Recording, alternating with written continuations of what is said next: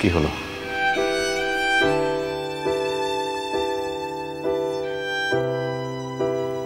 ভেবেছিলাম কি এবারতে বোধহয় সবকিছুই শেষ হয়ে গেল। আমিও তাই ভেবেছিলাম বাহা। ভেবেছিলাম বাকি জীবনটা আমাকে তোমার যন্ত্রণা নিয়ে কাটাতে হবে। নাও চলো, একটা কথা বলো তো, তুমি আমাকে এত কষ্ট দাও কেন?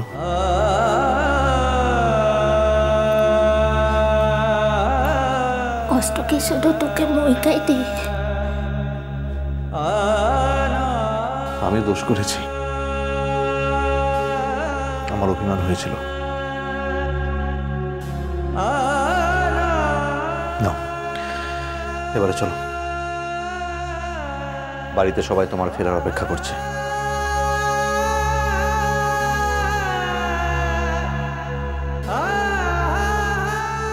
চলো।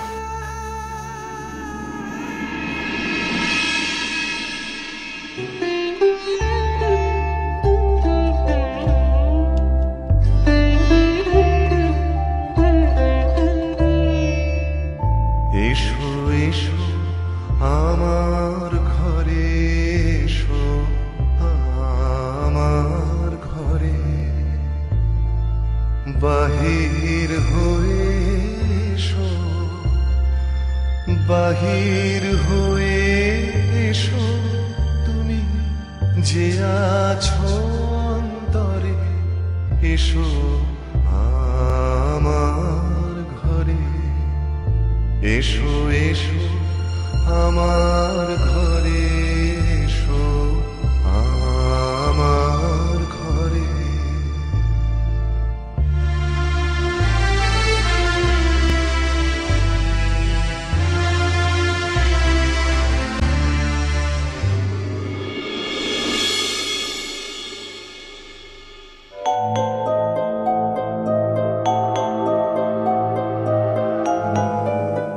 না না, আরে শোনো, ভাব করার জন্য আর টাইম দেওয়া যাবে না। আমি যাচ্ছি এবার।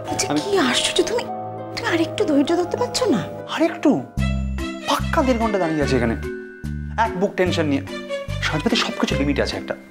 না তুমি আমাকে যতই আটকা, আমি যাচ্ছি। আমি ওর সাথে গিয়ে তুমি যদি এখন যাও না, তাহলে কিন্তু আমি রাত্রিবেলায় কথাটা বলবো না।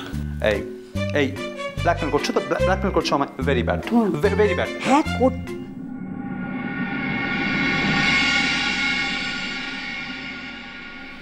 ওই দেখো। বলছি কি মনে হচ্ছে? ভাব।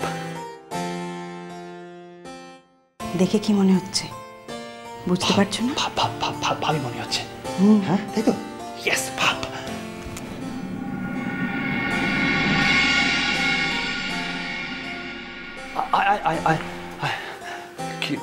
কেমন আছিস?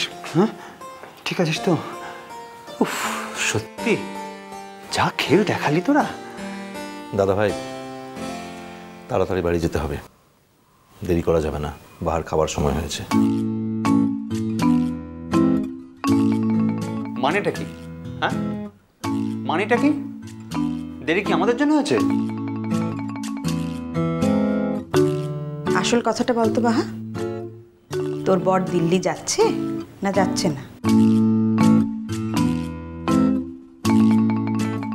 মো কেমনে জানব?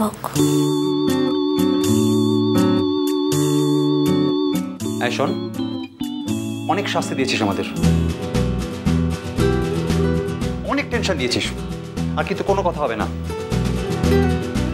কার ঘরে কত মাথা আনছে শুনে, যে মুখে ছিঁড়ে একা ঝুলেটা যাবে।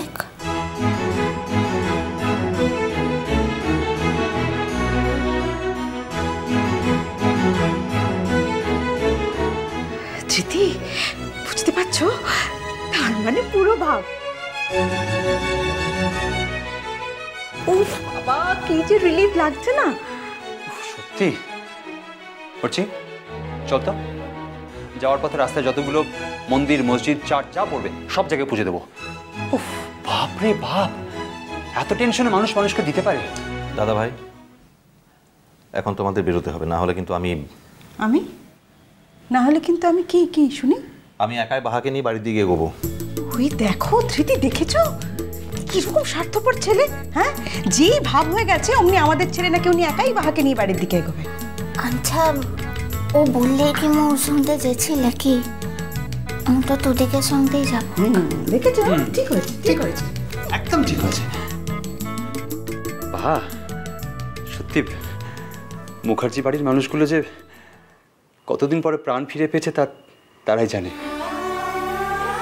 এতদিন সবকটা মানুষ মরে বেঁচেছিলাম, বুঝতে পেরেছিস? সব মরে বেঁচেছিলাম আমরা। আচ্ছা,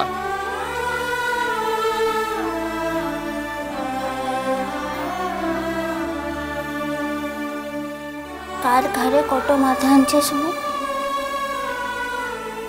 যে মুখে ছেড়ে একা ঝুলেটা যাবে।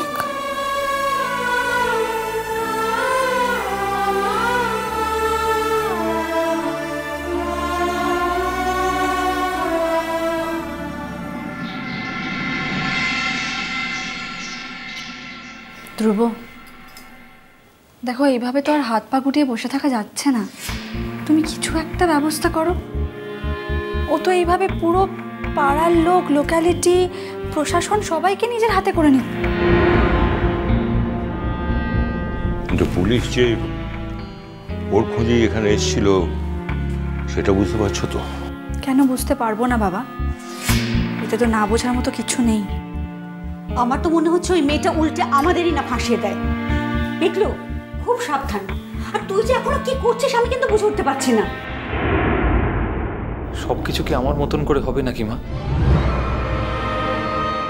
আমার তাড়াটা তো আমিই বুঝবো, সেটা তো জাজ বুঝবেন না। আর তাছাড়া যে কোনো কেসের কোর্টে উঠতে একটা সময় লাগে, একটা নির্দিষ্ট সময় লাগে।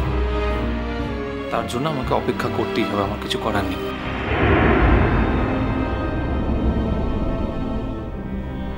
বেসিক্যালি আমি তো একটা জায়গায় এসে আটকে গেছি। আমার বিয়েটা যদি সত্যি শেষ হয়ে যেত তাহলে না হয় অন্য কথা ছিল। তাহলে ও কি করতো? বড়জোর একটা খোরপোশের কেস করতো, আর কিছু না। কমলিকা তো ঠিক কথাই বলেছে। ওই মেয়ে মামলা লড়তে চাইবে না। থানা, পুলিশ ও সব কিছু দেখবে এড়িয়ে চলবে। একবার কোর্টে কেসটা উঠতে দে না, দেখবি এমনি এমনি ফয়সলা হয়ে যাবে। ওই মেয়ে ওই পথ মারাবেই না।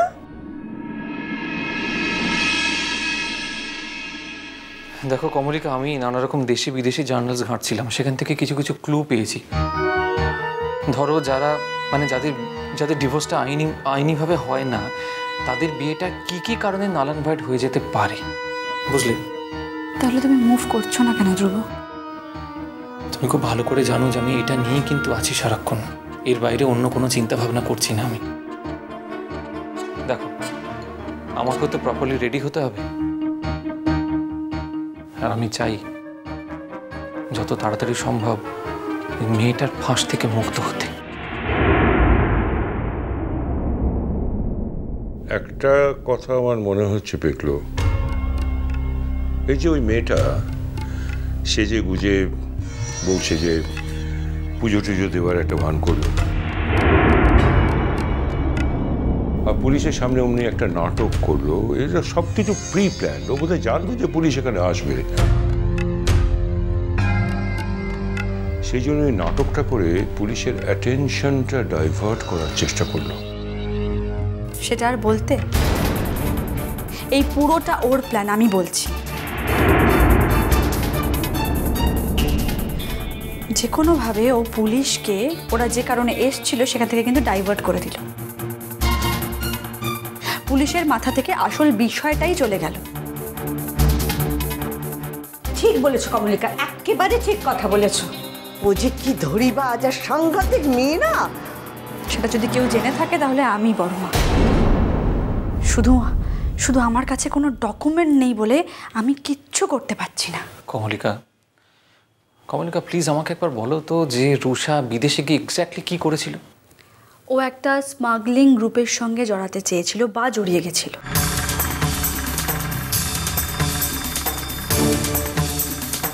যারা ওয়ার্ল্ড ওয়াইড স্মাগলিং করে বেড়ায়।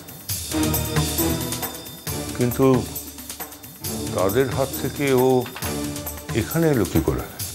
তাদের হাত থেকেই যাও এসে এখানে পড়েছে, সেটা তুমি কি করে জানছো বাবা? দেখো যাও, তাদের সঙ্গেই হয়তো এসেছে।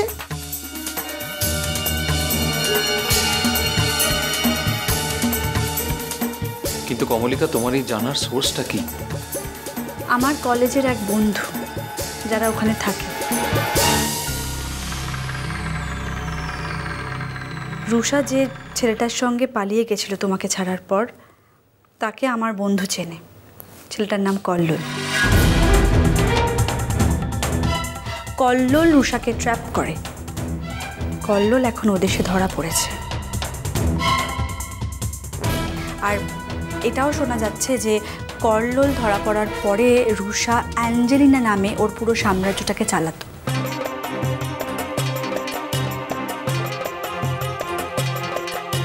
মাই গড, কি মেয়ের কি পরিণতি! মেয়েটা এরকমই ছিল, নয়তো ওই ফাঁদে গিয়ে পড়তো না।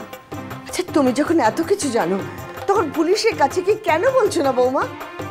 বড়মা, পুলিশকে তো মুখে বললে পুলিশ আমার কথা শুনবে না। পুলিশ প্রমাণ চায়। মিষ্টি কুটুম মিষ্টি কুটুম মিষ্টি কুটুম।